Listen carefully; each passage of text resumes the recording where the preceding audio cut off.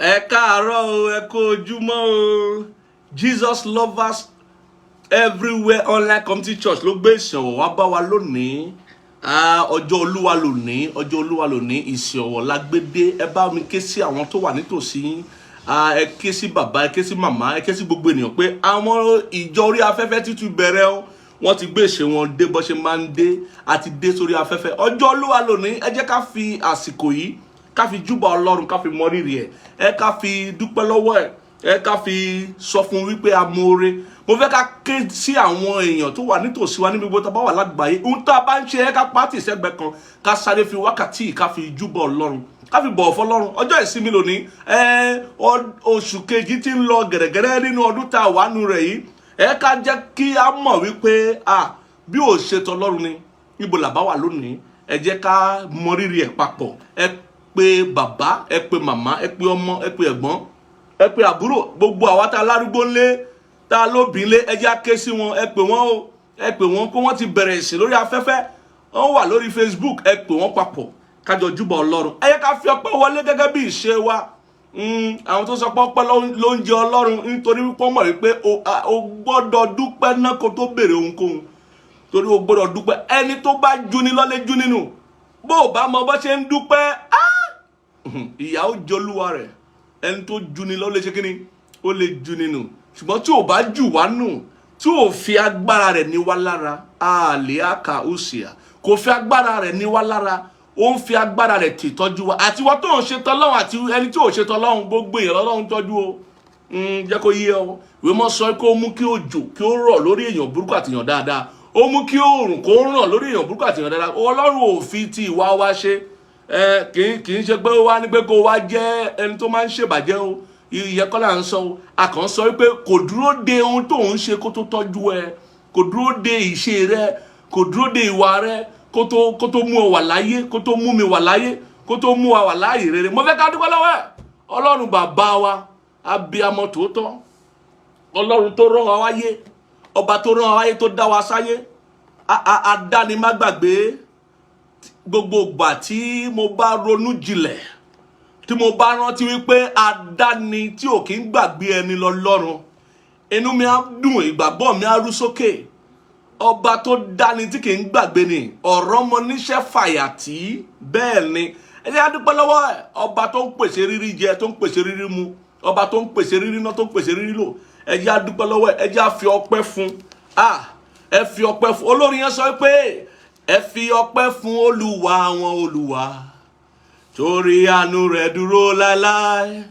Ẹ fi ọpẹ́ fún Olúwa àwọn olúwa, torí àánú rẹ̀ dúró láéláé. Ó dà kó mọ orin, ó yá kọ pẹ̀lú mi. Ẹ fi ọpẹ́ fún Olúwa àwọn olúwa, torí àánú rẹ̀ dúró láéláé.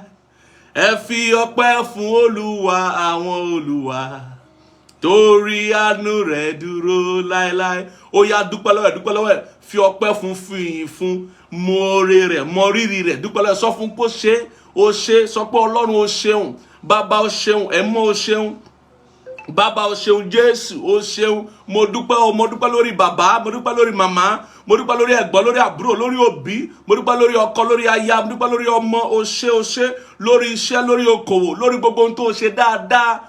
Kì í ṣe gbogbo ènìyàn ló lè ṣe dáadáa o, ṣùgbọ́n a mọ̀ pé Ọlọ́run dá sí wa nítorí pé Olúwa dá àánú rẹ̀ dúró láíláí. Òun nìkan ló lè ṣe dáadáa ní gbogbo ìgbà. Òun nìkan sì làánú rẹ̀ dúró títí ayé. Ó yá dúpẹ́ lọ́wọ́ ẹ̀, dúpẹ́ lọ́wọ́ ẹ̀, dúpẹ́ lọ́wọ́ ẹ̀.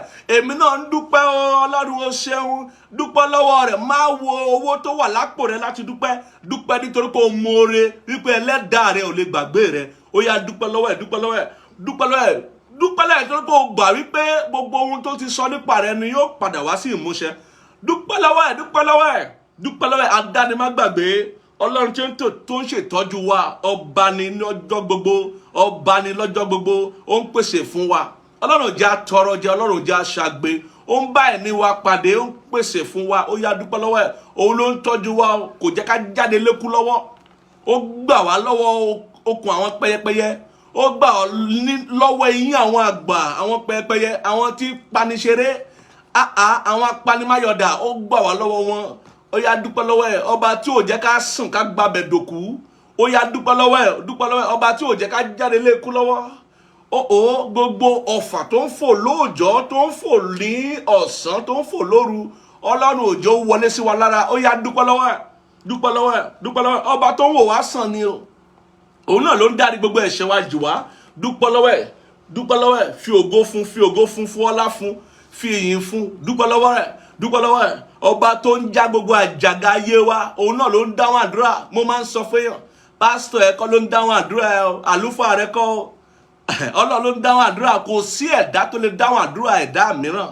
Ọlọ́run ló ń dáhùn àdúrà gbogbo wa. Ọlọ́run lè rán wa síra wa, torí pé bó ṣe ń ṣe nìyẹn. A máa rán ènìyàn sí ènìyàn, torí tó bá ní kò ń rán ẹran sí ẹ, ọ̀pọ̀lọpọ̀ á ya wèrè lóye. Wọ́n á ya wèrè, ọ̀pọ̀lọpọ̀ wọ́n á sọ iye wọn nù, wọ́n á dàrú. Bọ́lọ́run bá ní kò ń rán ẹran sí ẹ, táwọn ẹran bẹ̀rẹ̀ sí ní fi ibi tó wà nínú igbó tó ń wá ẹ̀kàn, tó ń dọ́dọ̀ ẹ̀mí mọ̀ pé bóyá àwọn kan wo eré orí ìtàgé kan tó ṣe ní ojú amóhùnmáwòrán gbà kan, tí dókítà òṣègùn àwọn ẹlẹ́ranko dé, ó bẹ̀rẹ̀ sí ní bá àwọn ẹranko sọ̀rọ̀. Wọ́n rò bóyá wèrè ni, pàápàá kò gbọdọ̀ jẹ́ kí gbogbo ènìyàn mọ̀ wípé òun bẹ̀rẹ̀ sí ní bá àwọn ẹranko sọ̀rọ̀. Wọ́n gbọ́ ohun tó ń sọ, òun náà bá wọn sọ̀rọ̀, ẹranko ń bá a sọ̀rọ̀. Gbogbo ẹranko bẹ̀rẹ̀ sí ń tọ̀ wá lógbẹ̀ngbò àgbáyé láti sọ ìṣòro wọn fún. Ó jẹ́ eré orí ìtàgé tó panilẹ́rìn, ṣùgbọ́n ó fẹ́ da yérú lọ́jọ́ náà, torí tó bá gbọ́ ohun tẹ́ran lè sọ nípa èèyàn, ẹ̀rù á bà ẹ́. Tọ́lá bá ní kò ń rán ẹran sí wa láti gbé ìdáhùn àdúrà wa, wàhálà ṣẹlẹ̀ o. Nítorí náà a máa rán ẹ̀dá sí ẹ̀dá, a máa rán èèyàn sí èèyàn, torí pé ó wá gba èèyàn gbọ́. Nígbà tí Ọlọ́run ń bá èèyàn sọ̀rọ̀ nínú òjìji, nínú òfurufú, ó ń bá ènìyàn sọ nínú ọ̀wọ́ iná, lóru àti ọ̀wọ́ sánmọ̀ lójúmọmọ. Àwọn ìran tí a bá sọ̀rọ̀ bẹ́ẹ̀ wọ́n kọ̀, wọ́n gbà t'Ọlọ́run gbọ́. Àwọn ìran tí a tún bá sọ̀rọ̀ nítorí àpótí májẹ̀mú, àpótí ẹ̀rí, wọ́n kọ̀, wọ́n gbọ́ Ọlọ́run gbọ́. Ó dé oríta kan, wọ́n sọ fún Mósè, padà lọ bá Ọlọ́run tó rán ẹ. Ṣé Ọlọ́run Mósè ni àbọ̀ Ọlọ́run gbogbo Ísírẹ́lì? Gbogbo ìran ẹ ló kú nínú aginjù. Jésù Ọlọ́run wò wípé àfi kóun wá gẹ́gẹ́ bí ènìyàn, kó di ọmọ ènìyàn, kó wá bá wa sọ̀rọ̀ fún ara rẹ̀. Òun ni nígbà tí Jésù sọ fún olówó ọlọ́rọ̀ nígbà tó ń sọ̀tàn yẹn, tí olówó ọlọ́rọ̀ sọ wípé mo bára mi nínú ọ̀gbun iná, mo bára mi ní ọ̀rọ̀ àpáàdì, owó sì pọ̀, ọ̀rọ̀ pọ̀, ohun tí mo filẹ̀ fún àwọn àbúrò mi ní ilé ayé, ẹ jọ̀ọ́ ẹ bá mi sọ fún Lásárù kó lọ sí ilé ayé, kó lọ sọ fún àbúrò mi, torí pé níbi tí owó dé, owó kọjá ti Dangote, níbi tí ọ̀rọ̀ dé bí ó kọjá ti Elon Musk. Wọ́n lè gba Ọlọ́run gbọ́ sà, wọ́n lè gba nǹkan kan gbọ́. Owó wà, ọlá wà, ọrọ̀ wà. Ara wọn kan lónìí tó jẹ́ aṣiwèrè àti àmùgàn tó sọ pé kò sí Ọlọ́run, nítorí pé wọ́n rí owó náà ní kò sí Ọlọ́run, nítorí pé wọ́n rí àlàáfíà ní kò sí Ọlọ́run, nítorí pé wọ́n rí àwọn ohun mèremère nínú ayé yìí láti ṣe ní kò sí Ọlọ́run. Àfi ọjọ́ tí Ọlọ́run fún ara rẹ̀ bá farahàn wọ́n, ọjọ́ ẹni àyà wọn á já, ọjọ́ ẹni wọn á wárìrì. Àfi ọjọ́ tí wọ́n bá kú, tó bá pàdé ẹlẹ́dàá wọn, tí wọ́n rí wípé wọn ò yan ẹlẹ́dàá wọn láyé, wọ́n yọ ara wọn, wọ́n sì lọ sí ọ̀run àpáàdì. Jésù ní wípé kò sí ẹni tó lè wá láti inú òkú láti wá wàásù fún àwọn tó wà láyé tí wọn ó gbọ́. Tí wọn bá ti gbọ́ àwọn tó wà láyé, tí wọn bá ti gbọ́ àwọn tó fojú ara wọn ríra wọn, wọn lè gbọ́ tẹlòmíràn. Nítorí náà Ọlọ́run wò wípé ẹ má jẹ́ máa bá àwọn ènìyàn rí sọ̀rọ̀ láì fojú kàn wọ́n mọ́. Ẹ jẹ́ ń wá sáyé fún ara mi. Ó bá wọnú wúndíá, ayì ń dúpẹ́ lọ́wọ́ Ọlọ́run ni, ó wọnú wúndíá, ó wọnú Màríà mímọ́, ó wá sáyé gẹ́gẹ́ bí ènìyàn, ó wá láti wá fi ara hàn wá. Ìwé Hébérù sọ fún wa pé Jésù Kristi ní pípé ìfarahàn Ọlọ́run. Òun Jésù sọ pé tó bá ń wá Ọlọ́run bàbá, ó ti rí lójú, òun rí sójúkojú báyìí. Ó ní pé tó bá ti rí mi, ó ti rí bàbá. Pé ẹnikẹ́ni ò lè wá sọ́dọ̀ bàbá láì ṣe nípasẹ̀ mi, nítorí pé bàbá rẹ̀ òun ló dúró rẹ̀. Bẹ́ẹ̀ ni ọ̀rọ̀ àbíjẹ kọ́, ọ̀rọ̀ àpèsè kọ́, bàbá ló sọra rẹ̀ di ènìyàn, ló wá ń pera rẹ̀ lẹ́nìyàn tó jẹ́ ènìyàn, ó ń pè lọ́mọ rẹ̀, ló pè wá ní pé kó wá kú fún ẹ̀ṣẹ̀ gbogbo àgbáyé, pé ẹnikẹ́ni tó bá lè gbà á gbọ́ yóò rí ìyè àìnípẹ̀kan. Mo fẹ́ ká dúpẹ́ lọ́wọ́ Ọlọ́run. Oríta ọpẹ́ la yìí wá, dúpẹ́ lọ́wọ́ ẹ̀, dúpẹ́ lọ́wọ́ ẹ̀. Ọlọ́run tó ń ṣe tiwa, tó ń ṣe tiwọ́, tó ń ṣe tèmi náà, kò wo ti àìpẹ́ àìyẹ wa, kò wo ti kùdìẹ̀kudì ayé wa, ó yìí ń ṣètọ́jú wa. Ó ní ìrètí wípé bàbá wà láyé a máa gba òun gbọ́, tàbá yìí wà láyé a máa ṣe tòun. Ẹni tó bá ti kú nìkan ni tiẹ̀ gbé o. Ezika Abudiakata, dúpẹ́ lọ́wọ́ ẹ̀, dúpẹ́ lọ́wọ́ ẹ̀, dúpẹ́ lọ́wọ́ ẹ̀ lẹ́ẹ̀kan sí, dúpẹ́ lọ́wọ́ ẹ̀ lẹ́ẹ̀kan sí. Lórúkọ Jésù Kristi Olúwa wa, mo fẹ́ ká gba àdúrà kan ká fi bẹ̀rẹ̀ lónìí. Ìwé Àìsáyà 4:6 yẹn, ẹsẹ̀ mọ́kànlá. Àìsáyà 46 mọ́kànlá, ẹsẹ̀ mọ́kànlá yẹn, òun la máa fi gbàdúrà ká tó wọnú ọ̀rọ̀ Ọlọ́run lónìí. Ẹni tí ń pe idì láti ìlà oòrùn wá, ọkùnrin náà tí ó mú ìmọ̀ mi ṣẹ láti ilẹ̀ jíjìn wá. Lóòótọ́ èmi ti sọ ọ́, èmi ó sì mú un ṣẹ, èmi ti pinnu rẹ̀, èmi ó sì ṣe é pẹ̀lú. Ṣé ẹ rí ohun tọ́lọ́run ti sọ tó fẹ́ mú ṣẹ? Ohun tó ti pinnu tó fẹ́ mú ṣẹ yóò mú ṣẹ nípa ènìyàn tí ó pè wá láti ọ̀nà jíjìn wá fún ẹni.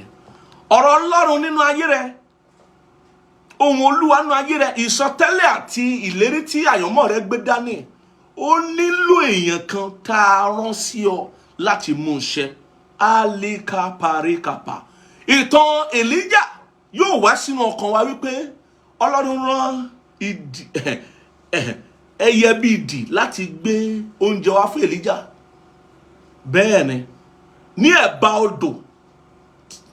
odò kan ní Kérì, títí odò yẹn fi dá, tí ẹyẹ yẹn ò fi wá mọ́, tí ohùn Olúwa kọ sí Èlíjà wípé ó yá lọ sí opó kan, obìnrin opó kan tí mo ti pàṣẹ rẹ̀ tó ń dúró dè ọ́, òun ni yóò ṣètọ́jú ẹ títí ohun tó wà nílẹ̀ yìí ó fi tán, títí ọ̀dá oúnjẹ àti ọ̀dá ohun gbogbo tó tọmọ́ ohun ọ̀gbìn yóò fi tán. Torí pé ní ìgbà yẹn gbogbo nǹkan wọ́n ṣaláìní ohun gbogbo tó pé nípa iṣẹ́ ìránṣẹ́ Èlíjà.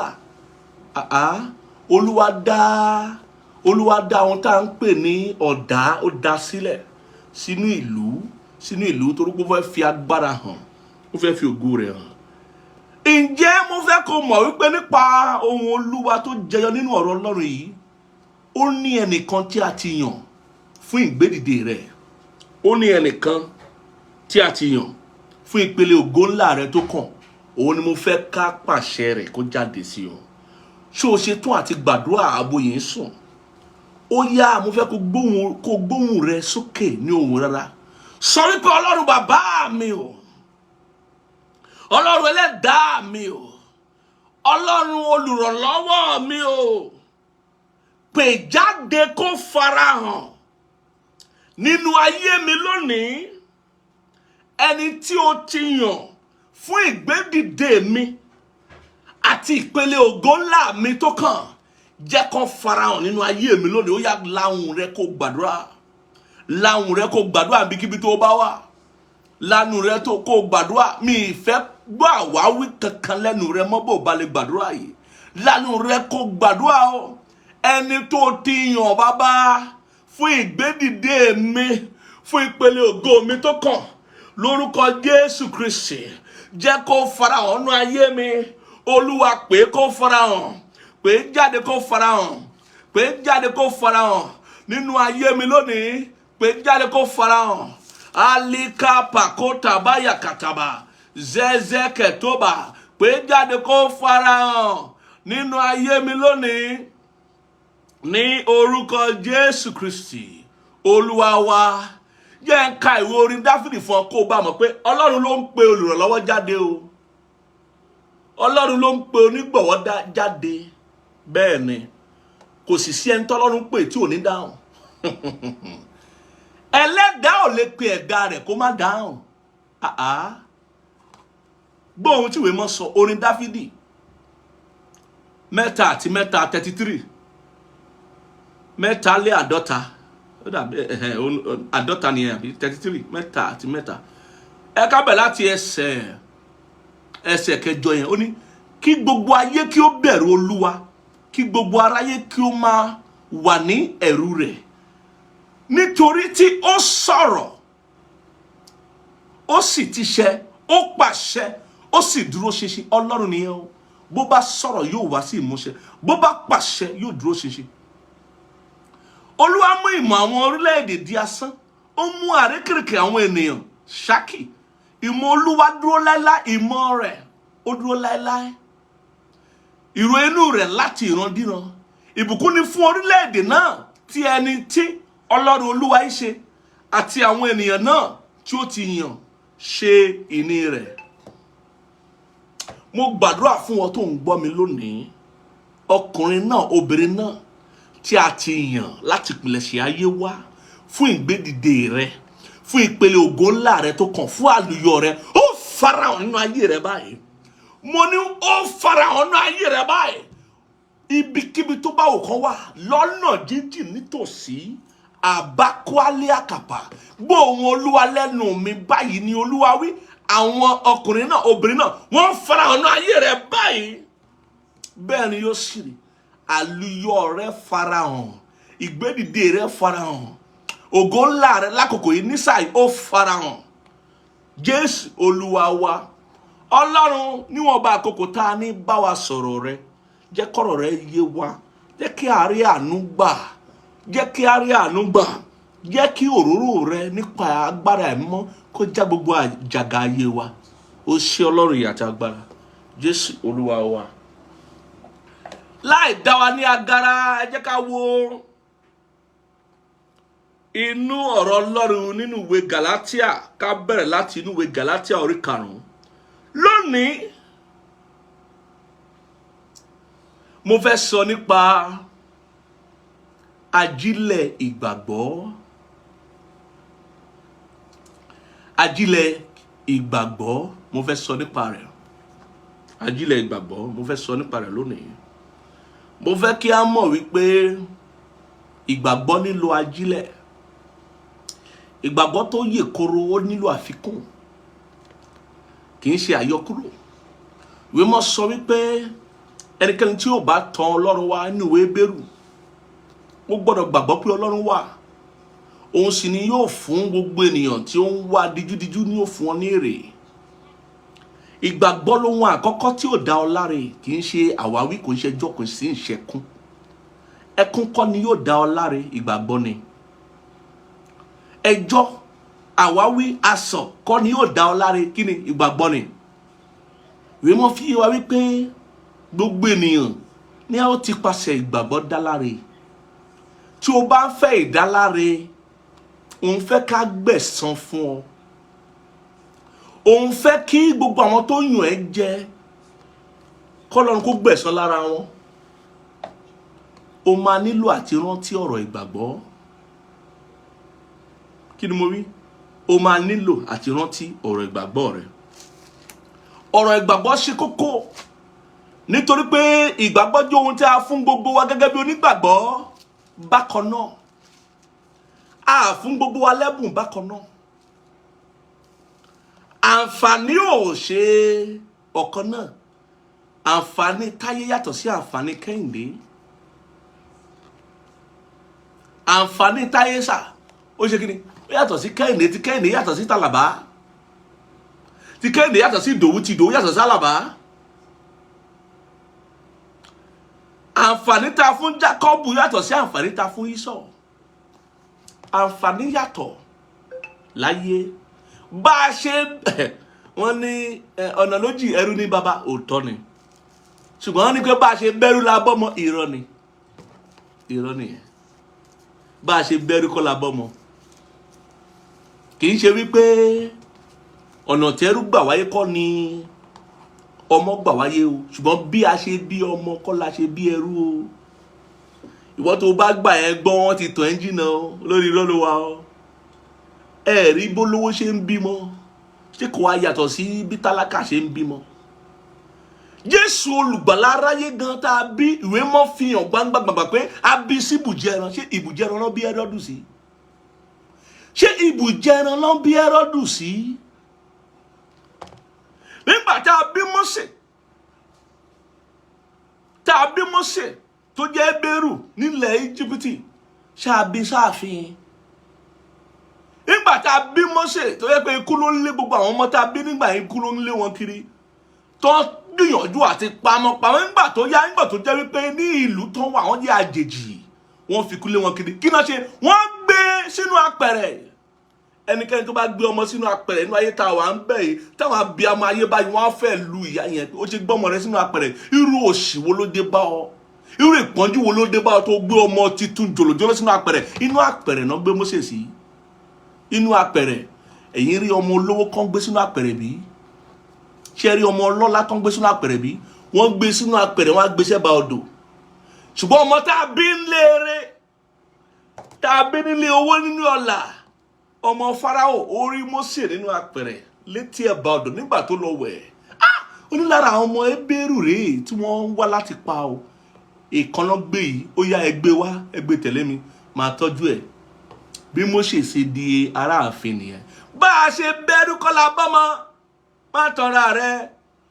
Àwọn ọmọ kan wà nínú oyún, wọ́n lówó ju ìran bàbá ńlá bàbá ẹlòmíì lọ láti inú oyún. Ohun tí wọ́n ti ṣe lẹ́kọ́ tó dé, ohun tó ti wà nínú ìwé ìtàn, nínú àkọsílẹ̀ wọn kan tó dé láti inú oyún. Wọ́n ní ju ọmọ bàbá ẹlòmíì lọ. Bá a ṣe bẹ̀rù kọ́lá bọ́mọ. Gbogbo ènìyàn tá a bí náà ló ní bàbá ló ní ìyá, àmọ́ ó yàtọ̀ síra wọn. Àǹfààní yàtọ̀. Ó ní mò ń sọ fún gbogbo wa. Àǹfààní yàtọ̀ fúnra wa. Ẹ̀bùn yàtọ̀ síra wọn. A lè fúnyàn lẹ́bùn kan, ká fẹ́ lómi lẹ́bùn méjì, ká fẹ́ lómi lẹ́bùn mẹ́ta. Ẹ̀bùn yàtọ̀ síra wọn. Ṣùgbọ́n ohun tá a fún gbogbo wa bákan náà, pàápàá wa tá a gba Jésù lólúwa àti olùgbàlà wa, òun ni ìgbàgbọ́. Òun lolórin yẹn ti sọ wípé ìgbàgbọ́ ni orísun ohun gbogbo. Bó o bá lẹ́bùn tó ẹnìkejì, tí o ní ìfúróyàn tó ẹnìkejì, tí o ní àǹfààní tó ẹnìkejì, nǹkan kan wà tó lè fi bá ẹgbẹ́ pé, nǹkan kan wà tó lè ní tí yóò mú gbogbo ohun tí o ní tí yóò mú wáyé. Ìgbàgbọ́ ni. Nǹkan kan wà tó lè ní tó lè mú káyé rẹ nítumọ̀ ju ẹni tó lẹ́bùn lọ. Ìgbàgbọ́ náà pé òun lè mo ti fẹ́ sọ̀rọ̀ nípa ajílẹ̀ ìgbàgbọ́. Ajílẹ̀ ìgbàgbọ́. Kí ló ń jí ìgbàgbọ́? Kí ló mú kí ìgbàgbọ́ dàgbà? Ìgbàgbọ́ dàbí irúgbìn, ó dàbí èso. Torí bí o bá ti gba Jésù, fún àwa tá a gba Jésù gbọ́, tá a jẹ́ ẹni ẹ̀mí, a gbà wá là nípa orí ọ̀fẹ́ àti nípa ìgbàgbọ́. Kì í ṣe nítorí iṣẹ́ tá a ṣe, bí kò ṣe ẹ̀bùn Ọlọ́run. Nítorí náà la ṣe pè ní orí ọ̀fẹ́. Wọ́n ṣe wá lóore lọ́fẹ̀ẹ́. Ṣùgbọ́n nígbà tá a fún ẹ lẹ́bùn yẹn, ìwọ nìkan kọ́ la fún gbogbo ènìyàn la fún lẹ́bùn yẹn. Ìwé mọ́ sọ pé Jésù Ọlọ́run nípa agbára ẹ̀mọ́ ó bá gbogbo wa lò nípa ẹ̀bùn ìgbàgbọ́ tó fi fún gbogbo wa. Bẹ́ẹ̀ ni, ó wá jẹ́ ojúṣe rẹ láti mú kí ìgbàgbọ́ rẹ dàgbà. Bẹ́ẹ̀ ni, ojúṣe rẹ ni ìgbàgbọ́ rẹ nínú ayé. Ojúṣe rẹ ni láti gba Ọlọ́run gbọ́, kó jẹ́ kí ìgbàgbọ́ rẹ ní Ọlọ́run kó yè koro, kó jẹ́ ojúlówó ìgbàgbọ́. Ojúṣe rẹ ni láti gba Ọlọ́run gbọ́ débi pé ó máa tẹ̀lé ọ̀rọ̀ Ọlọ́run lóòrèkóòrè. Ojúṣe rẹ ni, kì í ṣe ojúṣe àlùfáà rẹ. Wọ́n tó bá ti lọ́kọ ńlé tó láya ńlé, kì í ṣe ojúṣe ọkọ rẹ àbí aya rẹ. Kì í ṣe ojúṣe òbí rẹ. Ojúṣe rẹ ni láti ṣe kíni, láti gba Ọlọ́run gbọ́, tí ó fi lè tẹ̀lé ọ̀rọ̀ Ọlọ́run ní ọ̀nà tó yè koro. Ní ọ̀nà tó yè koro. Bí o bá mú kí ìgbàgbọ́ rẹ kí ó dàgbà, kí ìgbàgbọ́ rẹ ó yè koro, kí ó gbilẹ̀, ó pàdánù àwọn èrè tí ìgbàgbọ́ rẹ lè mú wá. Ó pàdánù ìmúṣẹ àwọn ìlérí Ọlọ́run. Ó pàdánù ìmúṣẹ àsọtẹ́lẹ̀ tó ń bẹ lórí rẹ. Ó pàdánù ìmúṣẹ àkọsílẹ̀ rere tá kọ nípa rẹ bí o bá mú kí ìgbàgbọ́ rẹ dàgbà. Ìgbàgbọ́ nípọn gan. Lóòótọ́, ìgbàgbọ́ bẹ̀rẹ̀ láti orí ọ̀fẹ́ ìpinnu tá a lè ṣe láti tẹ̀lé Ọlọ́run. Ṣùgbọ́n kò dúró ńbẹ̀. Ìgbàgbọ́ gẹ́gẹ́ bí irúgbìn ó gbọ́dọ̀ dàgbà. Ó gbọ́dọ̀ dàgbà kó gbòòrò, kó jẹ́ ìgbàgbọ́ tí ó yè koro, tí ó lámìlaka. Ìgbàgbọ́ tó jẹ́ ojúlówó, tí ó lè ṣí òkè ní ìdí. Ìgbàgbọ́ rẹ gbọ́dọ̀ jẹ́ ojúlówó tó lè ṣe kíni, tí ó lè ṣí òkè ní ìdí. Torí pé bí o ṣe gba Ọlọ́run gbọ́ náà láti fún ẹlòmíràn láti gba Ọlọ́run gbọ́, kò sí ìyàtọ̀. Bí ìgbàgbọ́ ẹnìkan bá ju tẹlòmíràn lọ, nítorí pé ẹni tí ìgbàgbọ́ rẹ̀ ga yẹn, ó ṣe kí ni? Ó mú kí ìgbàgbọ́ rẹ̀ dàgbà ni. Ó fi ojúṣe rẹ̀ sí ìṣe kí ìgbàgbọ́ rẹ̀ bá lè ṣe kí ni? Kí ó bá lè dàgbà. Ìwọ náà àkókò tó fún ọ láti fi ojúṣe rẹ̀ sí kí ni? Sí ìṣe kí ìgbàgbọ́ rẹ̀ bá lè ṣe kí ni? Kó bá lè dàgbà. Kí ìgbàgbọ́ rẹ̀ bá lè dàgbà. Mo fẹ́ gbà ọ́ níyànjú lórúkọ Olúwa. Yọ̀ǹda fún ìgbàgbọ́ rẹ̀ láti dàgbà. Jẹ́ kí ìgbàgbọ́ rẹ̀ gbilẹ̀ kó lè jèrè Ọlọ́run. Kó má bàa ṣe lásán, kó má gbàwẹ̀ lásán, kó má gbàdúrà lásán, kó má yin Ọlọ́run lásán, kó má sin Ọlọ́run lásán. Èèyàn lè ṣe lásán o, àní ṣe lásán. Èèyàn lè ṣe lásán. Ẹ jẹ́ àwọn tọrọ Ọlọ́run sọ láti ìwé Galatia orí 5. Ojúṣe rẹ ni ìgbàgbọ́. Ojúṣe rẹ ni. Gbogbo àti wọn náà ti fàyè rẹ fún Jésù. Wo ohun tó ti fi gbàgbọ́ ṣe. Ọ̀pọ̀ nu wa ò tiẹ̀ akọ̀fàyè wa fún Jésù ni àgbé ìgbésí ayé ìwà mímọ́ tó ní ká gbé. Àgbé ìgbésí ayé ẹ̀dá títí tó ní ká gbé. Akọ̀ ń ṣe tiwa lọ́nà.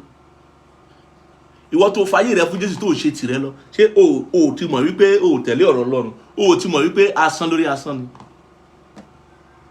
Ìwọ tó fàyè rẹ fún Jésù tó gbẹ́kẹ̀lé Ọlọ́run. Wá ló gbàdúrà. Wá ló gbàgbọ́. Wá sì máa páyà. Wá sì máa lọ káàkiri. Wá sì máa pe lágbájá. Wá máa pe tẹ̀mẹ̀dù pé ẹ sì rí tó ń ṣẹlẹ̀ sí mi. Ẹ sì rí nǹkan bá ẹ sì bá rí nǹkan ṣe. Mo rò bó ló ti gbàdúrà. Mo rò bó ló tún fàwẹ̀ tẹ́ǹdì. Kí ló wá ṣe ọ́? Ìgbàgbọ́ rẹ ni ò sí. Ìgbàgbọ́ rẹ ò sí. Gbogbo ẹni tó bá ti gba Ọlọ́run gbọ́, ìwé Hébérù orí 7 sọ fún wa, ó ń bọ́ sínú ìsinmi. Tó bá jẹ́ kó gbàgbọ́ lóòótọ́, ó yẹ kó wà ní ìsinmi. Wípé Ọlọ́run ò lè purọ́, Ọlọ́run yóò mú ọ̀rọ̀ rẹ̀ ṣẹ. Tó bá gbàdúrà tó gbàgbọ́ lóòótọ́, ó yẹ kó mọ̀ wípé gbogbo ohun tó gbà ládùúrà Ọlọ́run ti gbọ́. Bó bá ti gbọ́, yóò ṣe fún ọ. Torí pé bàbá rẹ ló sì fẹ́ràn rẹ. Ó fẹ́ràn rẹ, bàbá rẹ ni. Tó yẹ pé lóòótọ́ ló gbàgbọ́, ó yẹ kó wà ní ìsinmi. Ó yẹ kó wà ní ìsinmi. Mo ń sọ nípa ajílẹ̀ ìgbàgbọ́. Ohun tí yóò mú kí ìgbàgbọ́ kó gbòòrò, kí ó dàgbà. Gbogbo alamọ tó ń jẹ́ ajílẹ̀. Pàápàá àwọn tó ṣiṣẹ́ àgbẹ̀, tó ṣiṣẹ́ oko, ọ̀pọ̀ ni wa ló mọ̀ nípa iṣẹ́ oko. Gbogbo aṣá là ń jẹun. Aṣá wọn kò ń jẹun kò wá láti ojú òfurufú inú afẹ́fẹ́. A mọ̀ wípé àwọn kan wà tó ṣiṣẹ́ àgbẹ̀ láàrin wa tí wọ́n ń gbin ọkà, tí wọ́n ń gbin ẹ̀gẹ́, tó ń gbin iṣu, tó ń gbin èso, tó ń gbin oúnjẹ tá à ń jẹ, tó sì ń ka wálé fún wa tá à ń rà lọ́wọ́ ọmọ ọlọ́jà. Kí ló mú kí àwọn ohun tá à ń gbìn, àwọn ọ̀gbìn, àwọn irúgbìn, kí ló mú kí wọ́n dàgbà dáadáa àti ní àkókò tó yẹ kó dàgbà, kó tètè dàgbà? Ajílẹ̀ là ń pè. Ajílẹ̀ lóhun tá à ń fi sí inú tá a bá gbìn láti mú kó dàgbà, kí ó gbòòrò, kí ó yọ lákòókò, kí ó lè ṣe jẹ. Ajílẹ̀ là ń pè. Ó ní àfikún tí mú kí ohun ọ̀gbìn kí ó ṣe kíni? Kí ó dàgbà. Ìgbàgbọ́ nílò àfikún, nílò ajílẹ̀ tó bá máa dàgbà, tó bá máa gbòòrò, tó bá máa yè koro, tó máa gbilẹ̀, tí á mú èrè rẹ̀ jáde. Nítorí pé ẹni tí ó bá gbàgbọ́, ohun gbogbo ni ṣíṣe fún un. Níwájú Olúwa nínú ayé yìí, ẹni tó bá gba Ọlọ́run gbọ́ díjúdíjú ní tikútìyè, ohun gbogbo ní kíni? Òun ni ṣíṣe fún un. Ẹni tó bá sì gbàgbọ́, ní ìgbàgbọ́ rẹ̀ yóò dá láre o. Ìgbàgbọ́ rẹ̀ yóò dá láre. Báwo ni ìgbàgbọ́ ṣe ń ṣiṣẹ́? Ìwé Galatia sọ fún wa, Galatia orí 4, kàkà orí 5, Galatia orí 5 ẹsẹ̀ 4 sí 7 àbí 9. Kí n sáré kà fún wa. Ó ní wípé a ti yà yín kúrò lọ́dọ̀ Kristi, ẹ̀yin tí ó ń fẹ́ kí a dá yín láre nípa òfin. A yà yín kúrò ní Kristi, ẹ̀yin tí a bá fẹ́ ká dá yín láre nípa òfin o. Ẹ ti ṣubú kúrò nínú oore ọ̀fẹ́. Àní ṣubú kúrò nínú oore ọ̀fẹ́ o. Ìwọ tó bá yìí jẹ́ wípé òfin Mósè ló fẹ́ tẹ̀lé. Òfin Mósè tí àwọn tó wà láyé nígbà Mósè go orí tẹ̀lé. Òfin tó pọ̀ yanturu. Àwọn tó tẹ̀lé wọn gan kò mú kí ẹ̀rí ọkàn wọn mọ̀. òfin yẹn kò mú kí ẹ̀rí ọkàn mọ́. Wọ́n yìí wà nínú ìdálẹ́bi. Wọ́n yìí wà nínú ìdálẹ́bi ẹ̀ṣẹ̀ wọn. Kò gbà wọ́n lọ́wọ́ ìdálẹ́bi ẹ̀ṣẹ̀ wọn. Kò sì gbà wọ́n lọ́wọ́ èrè ẹ̀ṣẹ̀ tá à ń pè ní ikú. Ikú ní èrè ẹ̀ṣẹ̀. Ṣùgbọ́n ẹ̀bùn Ọlọ́run ní orí ọ̀fẹ́. Orí ọ̀fẹ́ ìyè ayérayé fún gbogbo ẹni tó bá gba Ọlọ́run gbọ́. Nítorí náà, ó ní pé ẹni tó bá yìí ń dúró nípa ọ̀rọ̀ òfin Mósè láyé àtijọ́ onínú inú ìta kọ sínú ìwé májẹ̀mú láláyé, ó ní pé wọ́n ti ṣubú nínú orí ọ̀fẹ́ o. Ó ní nítorí nípa ẹ̀mí àwa ń fi ìgbàgbọ́ dúró de ìrètí òdodo. Òdodo ní ìrètí. Bẹ́ẹ̀ ni, òdodo Ọlọ́run tí Jésù mú ká jẹ́ nínú rẹ̀ nípa ohun tó ti ṣe fún wa, tó gba ikú wa kú, tó gba ìyà wa jẹ lórí igi àgbélébù. Òdodo yẹn ó ní ìrètí. Ìrètí ní ìrètí òdodo, ògo Ọlọ́run ni. Ṣùgbọ́n nínú ìgbàgbọ́ ló máa mú wa dúró de ìrètí òdodo yẹn. Ẹ máa gbọ́, torí ó fẹ́ sọ nípa bí ìgbàgbọ́ ṣe ń ṣiṣẹ́ o. Nítorí nínú Kristi Jésù ìkọlà kò jẹ́ ohun kan tàbí àìkọlà, ṣùgbọ́n ìgbàgbọ́ tí ó ń ṣiṣẹ́ nípa ìfẹ́. Báwo ni ìgbàgbọ́ ṣe ń ṣiṣẹ́? Bóyá ò ń gbọ́ mi lónìí, ó ṣe ọ́ ní kàyéfì pé ìgbàgbọ́ rẹ̀ màmá kò kì í ṣiṣẹ́. Ó nira fún ọ láti porúkọ Jésù kó gbàdúrà kádúrà rẹ gbà. Ìgbàgbọ́ rẹ̀ ò máa ṣiṣẹ́ tó bẹ́ẹ̀ gẹ́. Mo fẹ́ fi yọ lónìí wípé ìwé mọ́ sọ wípé ìgbàgbọ́ tí ó ń ṣiṣẹ́ nípa ìfẹ́ ló mú kí ìgbàgbọ́ ṣiṣẹ́. Lóòótọ́ ni ìfẹ́ wà ní ọ̀pọ̀lọpọ̀ ìpele. Ìfẹ́ wà ní onírúurú. Ṣùgbọ́n o gbọ́dọ̀ mọ̀ yí pé ìfẹ́ ìjìnlẹ̀, ìfẹ́ Ọlọ́run tí ẹ̀mí mọ́ mú kó gbilẹ̀ nínú ọkàn wa, òun ló mú kí ìgbàgbọ́ ṣiṣẹ́. Ó ní ìwé Jákọ́bù ṣe sọ fún wa wípé ìgbàgbọ́ láìsí iṣẹ́ òkú ni. Bẹ́ẹ̀ nítorí pé ara láìsí ẹ̀mí òkú ni. Nítorí náà ìgbàgbọ́ láìsí iṣẹ́ òkú ni. Bí ìgbàgbọ́ yóò bá wà, bá ṣe mọ̀ wípé ìgbàgbọ́ wà ní pé ó ń ṣiṣẹ́. Kí ni iṣẹ́ ìgbàgbọ́? Òun ni ìfarahàn ìfẹ́. Ìfẹ́ ni ohun tí ó mú kí ìgbàgbọ́ ṣiṣẹ́. Báwo la ṣe máa wá mọ̀ wípé ìfẹ́ wà ń bẹ̀? Kí ni ó fìdí ìfẹ́ múlẹ̀? Nípa ohun tá à ń sọ lẹ́nu àti ohun tá à ń ṣe. Nípa ohun tá à ń ṣe àti ohun tá à ń sọ la fi mọ́rú ìfẹ́ tó ń bẹ lọ́kàn wa. Ohun tí ìwé Jòhánù kìíní orí 3 sọ fún wa nìyẹn wípé ìfẹ́, ó ní ẹ má ṣe fẹ́ràn nípa ẹnu nìkan, ẹ fẹ́ràn nínú òtítọ́ àti nínú ìṣe rere. Ẹ fẹ́ràn ènìyàn, ẹ fẹ́ràn ọmọnìkejì yín. Bẹ́ẹ̀ ni, ìfẹ́ sí Ọlọ́run àti ìfẹ́ sí ènìyàn tó fojú rí. Nípa ìfẹ́ ni ìgbàgbọ́ fi ń ṣiṣẹ́. Nítorí náà, àwọn ìfarahàn ìfẹ́, àwọn ohun àlùmọ́nì tí yóò fìdí múlẹ̀ fún wa wípé ìfẹ́ ń bẹ lọ́kàn wa tí yóò mú ìgbàgbọ́ ṣiṣẹ́, òun ni mò ń pè ní ajílẹ̀ ìgbàgbọ́. Òun ni mo fẹ́ bá wa sọ̀rọ̀ rẹ̀. Bẹ́ẹ̀ ni, òun ni mo fẹ́ bá wa sọ̀rọ̀ rẹ̀. A ní láǹfààní lónìí láti wọnú wọn lọ́kànjọ̀kan. Bóyá lọ́sẹ̀ tó ń bọ̀ á bẹ̀rẹ̀ sí ní fi hàn wá lọ́kànjọ̀kan. Ṣùgbọ́n mo fẹ́ ká mọ̀ wípé ó ṣe dandan, ó pa dandan fún wa láti mú kí ìgbàgbọ́ wa dàgbà. Bàbá máa jèrè Ọlọ́run. Bàbá máa jèrè ìgbésí ayé wa nínú ẹ̀mí. Bàbá máa jèrè ìjọba Ọlọ́run láyé. Ìgbàgbọ́ wa gbọ́dọ̀ dàgbà. Ìgbàgbọ́ gbọ́dọ̀ ṣe kíni? Ó gbọ́dọ̀ dàgbà.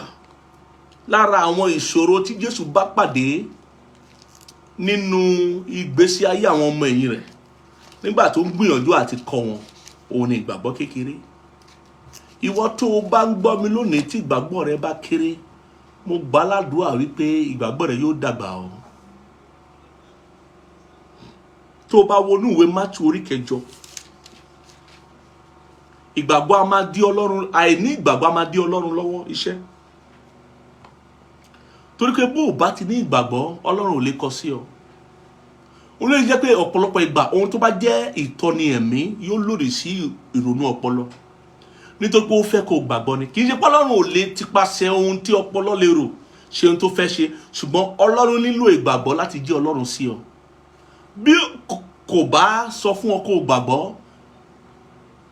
ọpọlọ rẹ ló máa gbóríyìn fún pé ọpọlọ rẹ ló mú kó rí èrè tó rí, ló mú kó rí àlùyọ tó rí. Ọpọlọ rẹ ló máa sọ pé ó ṣiṣẹ́ yẹn. ṣùgbọ́n nítorí pé Ọlọ́run ò kì í fi ògo rẹ̀ ṣeré, Ọlọ́run owú sì ni, ó sì ṣètò wípé ẹnikẹ́ni tí ó bá máa rí agbára òun, ẹnikẹ́ni tó bá máa rí ògo òun gbọ́dọ̀ gba òun gbọ́. Ó máa san ìdíyelé ìgbàgbọ́ kó bá máa rí ògo Ọlọ́run. Ohun tí Jésù sọ fún àwọn ẹbí Lásárù nìyẹn, àwọn arábìnrin rẹ̀. Ó ní èmi ni àjíǹde àti ìyè. Mo ti sọ fún yín, bí ìwọ bá gbàgbọ́ ó rí ògo Olúwa. Láìsí ìgbàgbọ́ kò sí ògo. Èèyàn lè gbàdúrà láti èní dọ̀la, but ṣùgbọ́n láìsí ìgbàgbọ́ kò sí kíni, kò sí ògo. Ẹ ká wo ní ìwé Mátíù orí 8 yẹn, ẹsẹ̀ 4:20.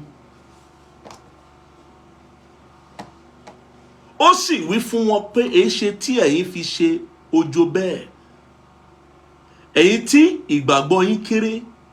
Nígbà náà ni ó dìde, ó sì bá afẹ́fẹ́ àti òkun wí, ìdákẹ́rọ́rọ́ sì dé.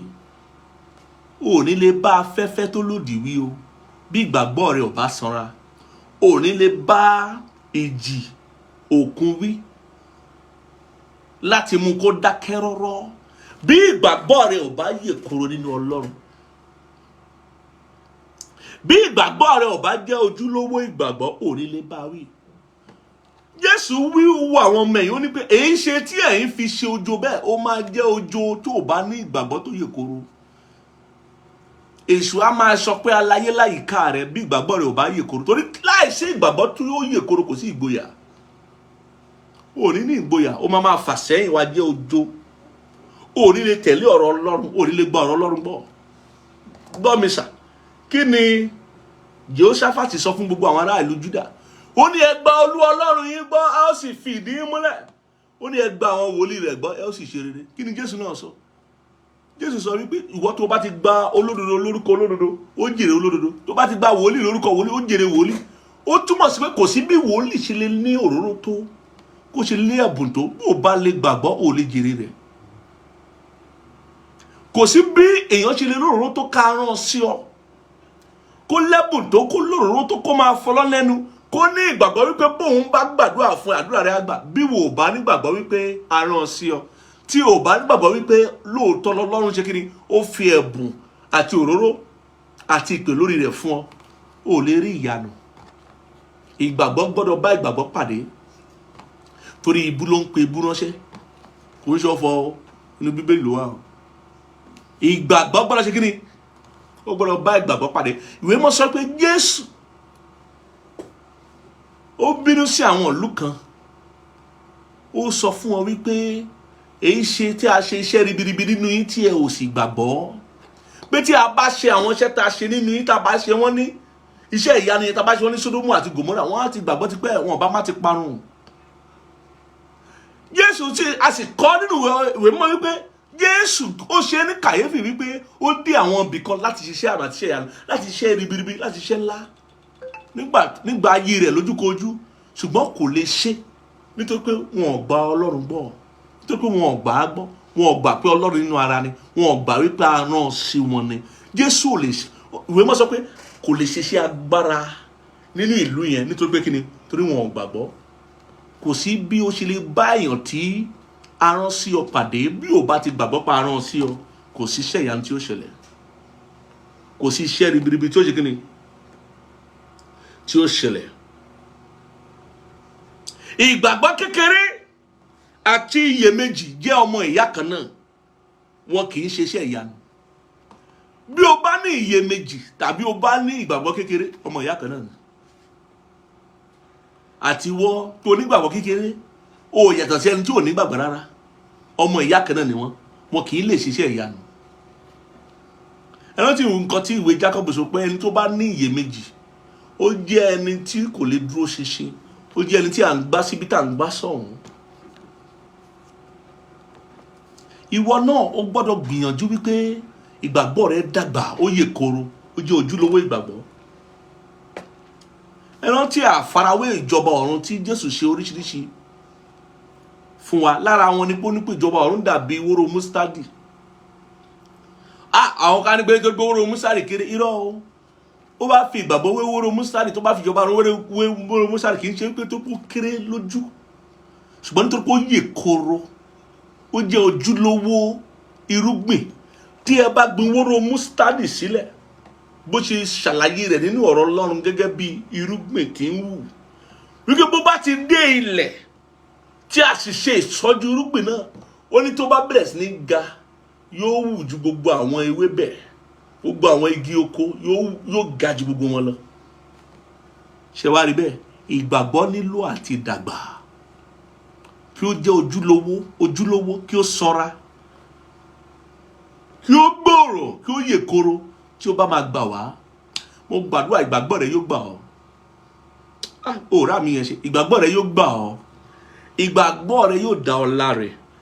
Ẹ ká tún wọnú ìwé Matthew orí 14 yẹn. Wọ́n sọ fún wa pé Jésù ní ìṣòro yìí pẹ̀lú àwọn ọmọ ẹ̀yìn ìgbàgbọ́ wọn kéré. Ó wá dúró tí wọ́n bẹ̀rẹ̀ sí ní kọ́ wọn títí ìgbàgbọ́ wọn yóò fi dàgbà. Matthew orí 14. Tó pé tí ìgbàgbọ́ rẹ bá kéré àti iyèméjì kò sí yàtọ̀. Ohun tó ń kí ìgbàgbọ́ rẹ náà kéré náà ní iyèméjì. Òun máa ṣe iyèméjì ó sí ní ìsinmi.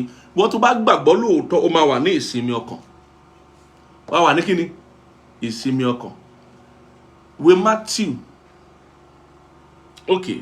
orí 14 ó kàn lé ní 50. Lójúkọ náà Jésù sì na ọwọ́ rẹ̀ ó dì í mú ó sì wí fún un pé ìwọ tí ìgbàgbọ́ rẹ kéré èé ṣe tí ìwọ fi ń ṣiyèméjì. Ẹni tí ìgbàgbọ́ rẹ kéré nípa iyèméjì nítorí iyèméjì ni òun mo ti sọ wípé àti ìgbàgbọ́ kékeré àti iyèméjì ọmọ ìyá kan náà ni wọn kì í ṣiṣẹ́ ìyanu. Bí èèyàn bá ní ìgbàgbọ́ kékeré àti iyèméjì wọ́n máa rìn ní o wọ́n ní lè rí iṣẹ́ ìyanu tó pé wọ́n ní lè tẹ̀lé ọ̀rọ̀ Ọlọ́run ní ọ̀nà tó yè koro. Wọ́n ní lè jẹ́ ojúlówó ọmọ Ọlọ́run. Wọ́n máa jẹ́ ọ̀ṣáká òṣoko. Bẹ́ẹ̀ ni ọ̀ṣáká òṣoko náà ń pẹ̀lú àwọn bẹ́ẹ̀. Wọ́n á máa wò báyìí. A ní lè fojú onígbàgbọ́ wò wọ́n a máa fojú onígbàgbé wò wọ́n nítorí pé wọ́n á máa gbàgbé ohun tí ọ̀rọ̀ Ọlọ́run sọ nípa wọn. Àwọn ẹni pé ọ̀rọ̀ Ọlọ́run ò tẹ́ wọn lọ́rùn o wọ́n á sì lọ máa wá Ọlọ́run kéékèèké wọ́n á máa lọ sí ilé ojúbọ sí ojúbọ láti lè tán ìṣòro ayé wọn torí wọ́n kọ̀ láti gba Ọlọ́run gbọ́. Ẹ ká wo ìwé Matthew orí 16 ẹsẹ̀ 8 yẹn ká tún wò.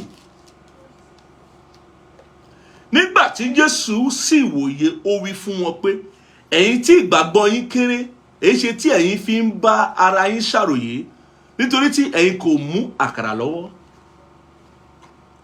Ó máa ṣe ní kàyéfì pé ìgbàgbọ́ yín ṣe wá kéré báyìí ládùúrú iṣẹ́ ìyanu tẹ́ rí ládùúrú iṣẹ́ agbára tẹ́ ti rí ìgbàgbọ́ yín ìkéré kò dàgbà kò gbòòrò kò jẹ́ ìgbàgbọ́ tó yè koro kò jẹ́ ojúlówó ìgbàgbọ́. Ẹ̀yin ṣiyèméjì pé àbóhun ni àbóhun kọ́ àbọ́mọ Ọlọ́run àbí kì í ṣọmọ Ọlọ́run àbó fẹ́ràn mi àbí kò fẹ́ràn mi. Ẹ̀yin ṣiyèméjì ìgbàgbọ́ yín kéré ó bá wọn wí.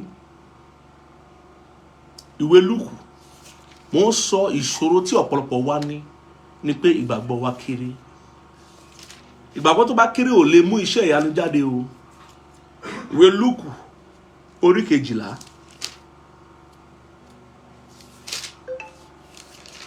Lúùkù orí 12 bẹ́ẹ̀ ni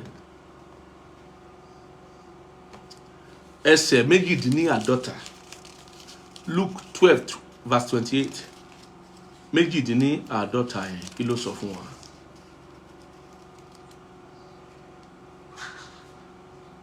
Ó ní ǹjẹ́ bí Ọlọ́run bá wọ koríko ìgbẹ́ ní aṣọ tó bẹ́ẹ̀ èyí tí ó wà lónìí tí a sì gbà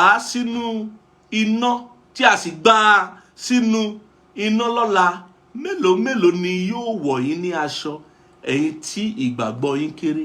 Mélòó Ọlọ́run tó máa ṣèyẹ fún ewéko ìgbẹ́ koríko ìgbẹ́ tó máa wà lẹ́nu tó yẹ pé lọ́la a máa gbá sínú iná.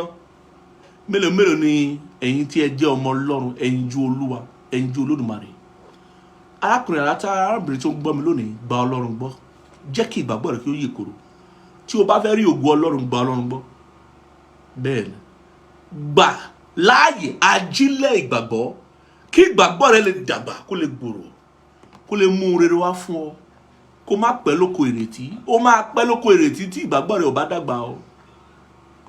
Ìgbàgbọ́ la fi ń wo Ọlọ́run. Kò ń ṣe kún o, kò ń ṣàsọ, kò ń ṣàròyé, kò ń ṣàwáwí. Nípa ìgbàgbọ́ la fi ń wo Ọlọ́run. Ó lè wù láì gbàgbọ́ o. Ó máa gbàgbọ́ díjú ni. Wá jẹ́ kí ìgbàgbọ́ rẹ̀ dàgbà, kó yè koro, kí ó lè dá ọ láre. Ó ní mo ṣe bẹ̀rẹ̀ ọ̀rọ̀ yìí nípa ìmísí ẹ̀mí mọ́ wípé kí n sọ nípa ajílẹ̀ ìgbàgbọ́.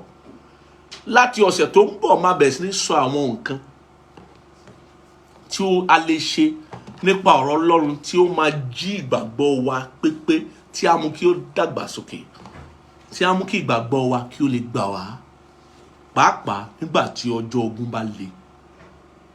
Mo gbàdúrà fún ẹ bí mo ṣe gbàdúrà fún ara mi pé ìgbàgbọ́ rẹ yóò dàgbà. Pétérù àtàwọn ọmọ ẹ̀yìn ó oríta kan sọ fún Jésù pé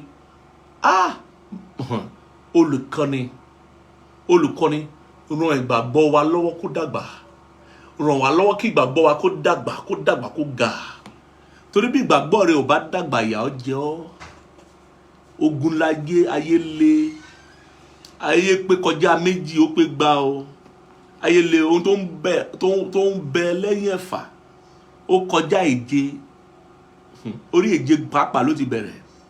Ìwọ tí ìgbàgbọ́ rẹ ò bá jiná, tí ò gbilẹ̀, tí ò yè koro, á dàbí pé Ọlọ́run ò fẹ́ràn rẹ tó. Bẹ́ẹ̀ kẹ̀ ó ń dúró de ìgbàgbọ́ rẹ ni. Á dàbí wípé gbogbo ohun tó ń ṣe níwájú Olúwa Ọlọ́run ó rí, ó ń dúró de ìgbàgbọ́ rẹ ni. Èèyàn lè máa ṣe kó má ṣe pẹ̀lú ìgbàgbọ́. Èèyàn lè máa fi fún Ọlọ́run kó má ṣe pẹ̀lú ìgbàgbọ́. Èèyàn lè máa gbààwẹ̀ kó má ṣe pẹ̀lú ìgbàgbọ́. Èèyàn lè máa lọ sórí òkè kó máa gbàdúrà kó má ṣe pẹ̀lú ìgbàgbọ́. Èèyàn lè para rẹ̀ mọ́ kó wà ní ìwà mímọ́ kó má ṣe pẹ̀lú ìgbàgbọ́. Bẹ́ẹ̀ sì ni ohun tí ò bá ti ṣe tí ò bá ti ṣe nípasẹ̀ ìgbàgbọ́, ìwé mọ́ sọ pé ẹ̀ṣẹ̀ ni. Nítorí pé àìgbàgbọ́ ẹ̀ṣẹ̀ ni, iyèméjì ẹ̀ṣẹ̀ ni. Nígbà tí Ábẹ́lì àti Káínì tí wọ́n rúbọ sí Ọlọ́run, tí wọ́n yin Ọlọ́run, tí wọ́n jọ́sìn sí Ọlọ́run nípa ìrúbọ wọn,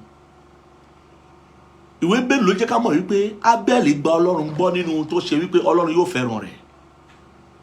Ṣùgbọ́n Káínì kàn ṣe lásán, ò ní ṣe lásán, ó kàn ṣe bẹ́ẹ̀. Ọ̀pọ̀lọpọ̀ nínú wa wá síwájú Olúwa bẹ́ẹ̀. A máa bá àlùfáà wa lò bẹ́ẹ̀. A máa bá gbogbo tó ń ṣe tọ́lọ́run, a máa kàn máa bá a ṣe bẹ́ẹ̀. A kàn ṣe bá láì ṣe. Àkọ́ bí ara sí kò jọ wá lójú, àbú ọlá fún, àfi ọwọ́ fún, nítorí pé kò sí ìgbàgbọ́ ni. Ọlọ́run bá tẹ́wọ́ gba ẹbọ rúrú Ábẹ́lì, ó sì kẹ̀yìn sí títí Káínì bá bínú, bá pa àbúrò rẹ̀.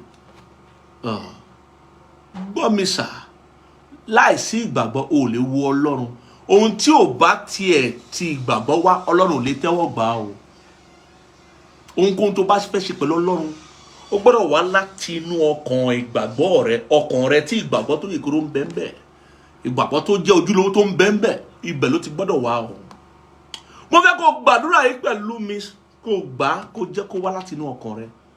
Sọ pé Ọlọ́run bàbá mi o, Ọlọ́run ẹlẹ́dàá mi o, Ọlọ́run olùrànlọ́wọ́ mi o, ràn ìgbàgbọ́ mi lọ́wọ́ láti òní lọ.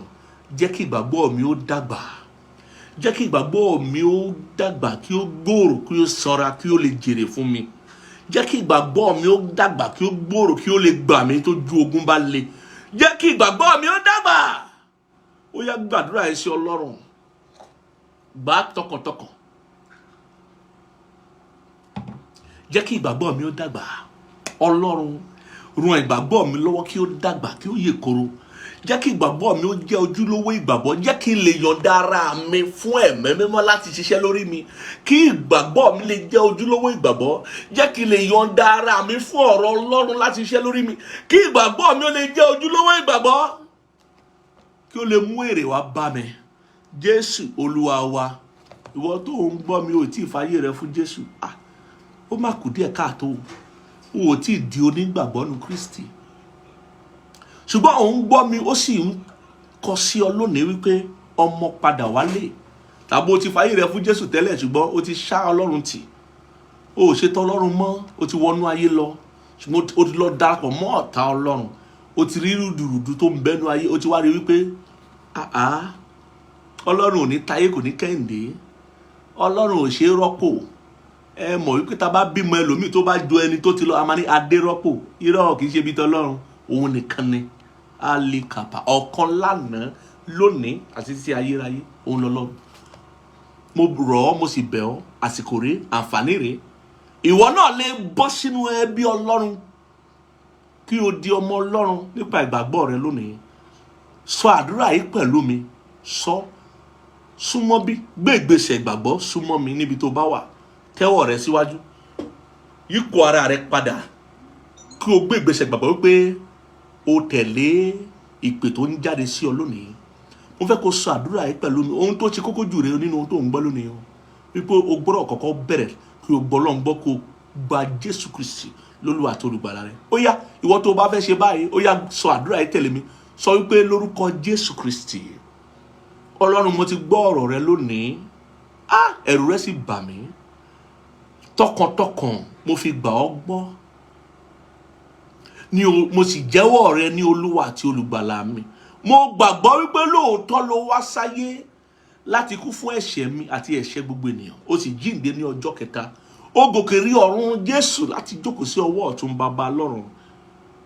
Láti òní lọ, ẹ kọ orúkọ mi sínú ìwé yìí. Ẹ sọ mí di àtúnbí. Láti òní lọ, mo kẹ̀yìn sí èṣù, mo kẹ̀yìn sí ẹ̀ṣẹ̀, mo kẹ̀yìn sí ohun tí ayé yìí. Mo gbà yín lálejò sínú ọkàn mi. Mo jẹ́wọ́ rẹ ní olúwa àti olùgbàlà mi. Ẹ fún mi ní ìyè ayérayé, kẹ́ sọ mí di ọ̀tun ní orúkọ Jésù Kristi olúwa wa. Ìwọ tí o bá gba àdúrà yìí tọkàntọkàn, tí ẹkún bá tún gbò ẹ́ gan tó ń sunkún bó ṣe ń gbà á, mo máa kí ọ kú oríire. Mo kí ọ káàbọ̀ sínú ìjọba Ọlọ́run. Ìwọ lọ́lọ́run, wọ́n ní Ọlọ́run tí ń ṣàfẹ́rí, wọ́n lọ́lọ́run tí ń fà sí láti inú ọkàn rẹ̀ pé ó fẹ́ kó o padà wálé, ó ṣe padà dọ́dọ̀ bàbá rẹ̀ ni. Mo gbàdúrà fún ọ, adarí gbogbo ẹ̀ṣẹ̀ rẹ jì ọ́. Gbogbo ìdálẹ́bi tó ń bẹ́nu ọkàn rẹ, lórúkọ Jésù, ẹ̀jẹ̀ Jésù wẹ̀ ẹ́ mọ́. Láti òní lọ, bàbá rí àìsàn nínú ayé rẹ, ó pòórá. Àìsàn fi ayé rẹ sílẹ̀. Láti òní lọ, ohun gbogbo di ọ̀tun fún ọ. Kíyèsí, ohun àtijọ́ ti kọjá lọ. Bẹ́ẹ̀ ni yóò sì kó yí padà. Jésù Kristi olúwa wa. Mo kí ọ kú oríire o. Ibi tí oríire ti ń bẹ̀rẹ̀, òun ló ti bẹ̀rẹ̀ yìí o. Ohun rere bẹ̀rẹ̀ nínú ayé ẹ̀dá nígbà tí ó bá ṣe ìlàjà pẹ̀lú ẹlẹ́dàá rẹ̀. Níbẹ̀ lóhun rere ti bẹ̀rẹ̀ o. Kò sí ohun rere tí ó wà láì ṣe nípasẹ̀ Ọlọ́run. Èṣù lè fihàn ní Sátidé kí ó gba gbogbo ọjọ́ ọ̀sẹ̀ kó gbà, àti oṣù àti ọdún kí ó gbà lọ́wọ́ ènìyàn. Èṣù ò ní ohun rere kan tó fẹ́ fún yàn láì sèrègùn, láì gba ohun tó kọjá oore tó ṣe yẹn, láì gbà padà. Ọlọ́run nìkan ní í ṣe oore láṣẹ pé o, láì sèrègùn. Mo sì kí ọ káàbọ̀ sí ẹbí Ọlọ́run. Mo fẹ́ kó kọ sí mi, kí o kọ sí mi. Àwọn ọmọ ọjọ́ ń bẹ lórí afẹ́fẹ́ lórí pẹpẹ yìí, wọ́n ò mọ bí wọ́n ṣe mú ọ wá sí ọ̀dọ̀ mi. Kọ sí mi, mo fẹ́ gbàdúrà fún ọ sí, mo fẹ́ tọ́ ọ sọ̀rọ̀, mo sì fẹ́ fún ọ ní ẹ̀bùn àwọn tí o lè kà, pàápàá fún àwa tá lè kàwé, tí o mọ dàgbà nú ẹ̀mí, tí o mú kí ìgbàgbọ́ rẹ dàgbà. Mo fẹ́ kí o mọ̀ pé orí ọ̀fẹ́ ìlàjà rẹ àti Ọlọ́run, orí ọ̀fẹ́ ńlá ni. Mi ì fẹ́ kó o gba ẹ̀tàn jẹ mọ́ látọwọ́ Sátánì. Ìwé mọ́ sọ pé ọmọ mi bí ẹlẹ́ṣẹ̀ bá ń tàn ọ́, ìwọ má ṣe kí ni? Ìwọ má ṣe gbà. Nítorí náà, jẹ́ kí n mọ̀ wípé o fayé rẹ fún Jésù lónìí, wípé o gbọ́ ọ̀rọ̀ Ọlọ́run, ó sì bá ọ lálejò, ọkàn rẹ sì ṣípayá, ó sì ṣe ìlàjà láàrin ìwọ àti ẹlẹ́dàá rẹ. Jẹ́ kí n mọ̀, kí n lè máa gbàdúrà fún ọ títí ọjọ́ ayé. Gbogbo àwọn ènìyàn tó fayé wọn fún Jésù lábẹ́ iṣẹ́ ìránṣẹ́ wa là ń gbàdúrà fún ní gbogbo ìgbà. Gbogbo àwọn ènìyàn là ń gbàdúrà fún. Àsìkò tó fún wa láti fún Ọlọ́run ní ọrẹ. Tó bá ní ohun tó fẹ́ fi bu ọlá fún Ọlọ́run, tó fẹ́ fi ìfẹ́ rẹ hàn sí Ọlọ́run gẹ́gẹ́ bí ohun ọrẹ, àsìkò tó fi fún Ọlọ́run. Bá a ṣe lè ṣe báǹkì ta lè ṣe sí gbogbo rẹ̀, wọ́n á fi sórí pẹpẹ tá a wà lórí rẹ̀ yìí. Mo fẹ́ gbàdúrà fún ọ tó ń fi fún Ọlọ́run lónìí tọkàntọkàn. Lórúkọ Jésù, ò ní ṣaláìní. Lábẹ́ bó ti wù kórí, ò ní ṣagbe. Lábẹ́ bó ti wù kórí, ọ̀tá ò ní jí ẹ lówó lọ. Ọ̀dá oore ò ní dá ọ. Ọ̀dá owó ò ní dá ọ. Lọ́sẹ̀ yìí lọ ṣe rere nínú òkòwò rẹ, nínú iṣẹ́ rẹ, lórí gbogbo ìdáwọ́lé rẹ lọ ṣe rere. Mo rán àwọn áńgẹ́lì sí ọ. Ó yá, òjò ìbùkún kó rọ̀ sí ẹ lórí. Mo gbọ́ kedere ni pé òjò ìbùkún yóò rọ̀ lọ́sẹ̀ yìí. Ìwọ tí a rán mi sí lónìí, gbọ́ ohùn Olúwa lẹ́nu mi, òjò ìbùkún kó rọ̀ sí ẹ lórí. Ìrì tó ń rí tẹ́lẹ̀, mo ní kó di òjò. Mo ní ìrì tó ń rí tẹ́lẹ̀ kó di òjò ìbùkún. Bẹ́ẹ̀ ni yóò sì kó yí padà.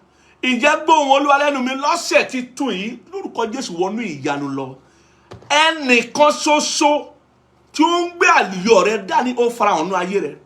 Ẹnìkan ṣoṣo tí ó ń gbé ìgbédìde rẹ dání àlíkíákátúbílíàkàtà tó ń gbé àlùyọ rẹ dání. Mo bá ọ sọ, mo sì pa á láṣẹ gẹ́gẹ́ bí ẹni tí a fi ṣe ọba àwọn ọba rán lórúkọ Jésù Kristi. Ìwọ tí ìgbàgbọ́ rẹ rọ̀ mọ́ lódindi kó farahàn nínú ayé rẹ lọ́sẹ̀ yìí ni kó farahàn. Mo pe ẹni yẹn jáde, mo pè é jáde láti ọ̀nà jíjìn tàbí láti ìtòsí kíbi tó bá wà. Ẹni tí ó gbé ìgbédìde rẹ dání, ẹni tó gbé ògo ńlá, ìpele ògo ńlá tó kàn rẹ dání, ẹni tó gbé àlùyọ rẹ dání lórúkọ Jésù kó farahàn nínú ayé rẹ bẹ́ẹ̀. Ìyípadà ọ̀tun kó dé bá ọ. Ìtàn rẹ ká tún kọ sí rere. Àkọsílẹ̀ aburú, àkọsílẹ̀ ìkà tí a kọ lórí sí ẹ, Ọlọ́run fi ẹ̀jẹ̀ rẹ̀ parẹ́ lónìí. Ọ̀sẹ̀ yìí a fi ohun rere yí ọ ká. Ju ohun tó lè béèrè lọ́wọ́ Ọlọ́run lọ, ju ohun tó lè gbàwẹ̀ fún lọ, ju ohun tó lè fún Ọlọ́run ní ẹbọ fífún àbí ọrẹ ṣíṣe tàbí ọrẹ, ohun tó lè rúbọ ọrẹ ṣíṣe tàbí ìfarajìn ṣíṣe, ju ohun tó lè rúbọ sí Ọlọ́run fún lórúkọ Jésù. Ohun rere náà Ọlọ́run yọ̀ǹda rẹ̀ fún ọ. Ògo ńlá farahàn ọ lórúkọ Jésù. Lọ́sẹ̀ ìgbàgbọ́ rẹ yóò gbòòrò, agbòòrò yóò sì gbà ọ. Ó máa rẹ́rìn ayọ̀, bẹ́ẹ̀ ni yóò sì kó ìpadà lórúkọ Jésù Kristi Olúwa wa. Gbogbo ẹ̀yin tẹ́ darapọ̀ mọ́ mi fún ìsìn yẹn ṣe lọ́pọ̀lọpọ̀. Mo wòye wípé àrí